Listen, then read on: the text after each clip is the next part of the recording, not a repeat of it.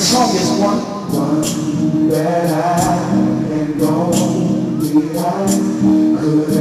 One that I know that I could ever know. It's a song that even the angels can sing. What is it? Oh, I have been redeemed. One more time, say it.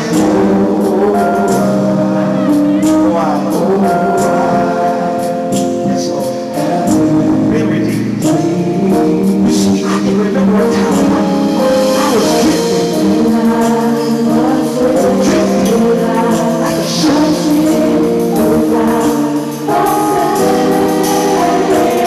For the love of the Lord true, and His blood saved.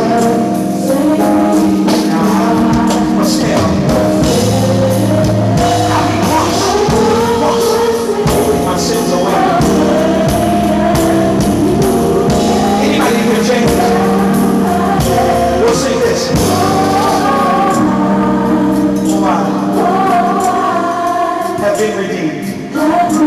Say that again with us. If you really know it, say it all.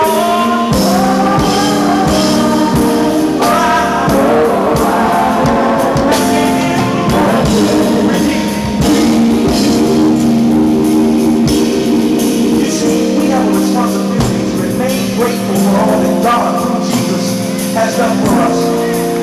By dying on the cross, He snatched us from the hands of the enemy. Without the shedding of blood, there's no remission of sin.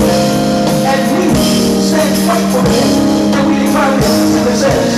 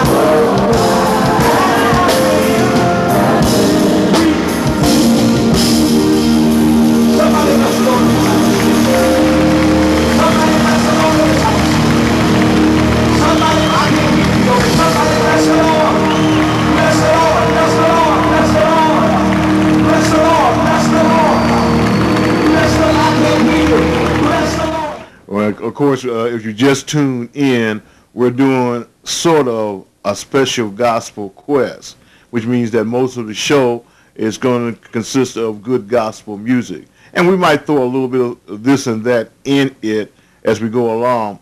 And for those of you that did just tuned in, we're also bringing back some memories. One of our former participant stars here on Bourbon Street, and of course I'm talking about John Smith. And for John Smith was very special to Bourbon Street, not only because he was a spiritual advisor for Chuck Brock, but he did several things for us on Bourbon Street, and a little bit of his personality came out. And we believe that this next segment is just going to pay a little bit of tribute to what John was all about. He loved to drive, and he loved to collect cars. So we went back into Bourbon Street records, and we pulled out a segment that we think that you will enjoy. John Smith, in memory of, as we continue with Bourbon Street Live. Man, this is unbelievable. The Young Brothers Car Show 2000 That's where we're at, and one of the gentlemen that actually brought not two, but quite a few cars to this gathering. Of course, I'm talking about John Smith. And John, tell us a little bit about the cars you brought to today's show. Well, we kind of cleaned out the garage. We brought this car down. It's a 1937 Boattail Auburn. We got an 87 Clenay over here to the left. Then we got an 85 300 SE Mercedes with Ferrari Testarossa sides and the ground effect and stuff. We got a Cadillac Alante. Let's go over that again now. What's the car to my left over there? Okay, that's a 1987 Clenay, and it's a kit car. They run about 65,000 now. As a matter of fact, there's one in the paper now. I think it's a 82, and it's running about 35,000. Wow. But the only thing bad about this car is there's not enough leg room in it for me, because I'm a pretty good sized guy. But the car is beautiful. I love it. Got a Corvette drivetrain, and it really performs. So somebody like Richard Pryor would love that car, huh? Oh yeah, especially since he stopped getting high. Okay, we're not gonna go into Richards. Okay, we'll leave him alone. Yeah. But directly in back of it is what? That's an 89 Cadillac Alante. Originally, it was owned by the one of the brothers that owned Barley Aviation. He died. His son got it. His son sold it to me, and then about 2 months later, he called and wanted to buy it back. Of course, at that time, it wasn't for sale. Well, I heard that. Now that's three. Now, give us a better description of what we are actually sitting in now. This is a what? This is a 1937 Boattail Auburn. This was sanctioned by the company to be built in 1976. It's built just like they built them then. It rides like a truck. It's just pretty, but it rides like a truck. There's not enough leg room.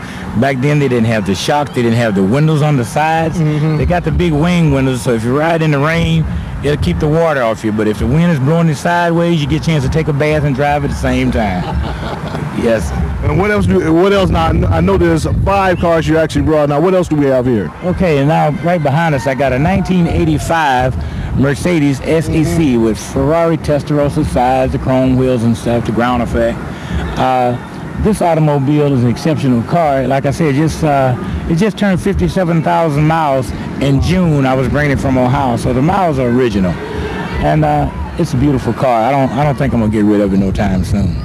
It all goes back into the garage also. It goes. All my cars are drivers, and I just put them on the highway. I go where I want to go. I like the attention that they get, and then I love driving them. They perform. Now we've got one more car here that's in your, let's see, what have we missed?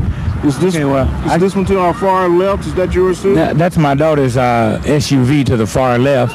That's a Chevy, that's a Jimmy. Okay. And it's a real sweet car. I got it and my daughter liked it, so she wanted it, so I sold it to her. Now back to my right, I've got a Fleetwood Brougham that's real exceptionally clean.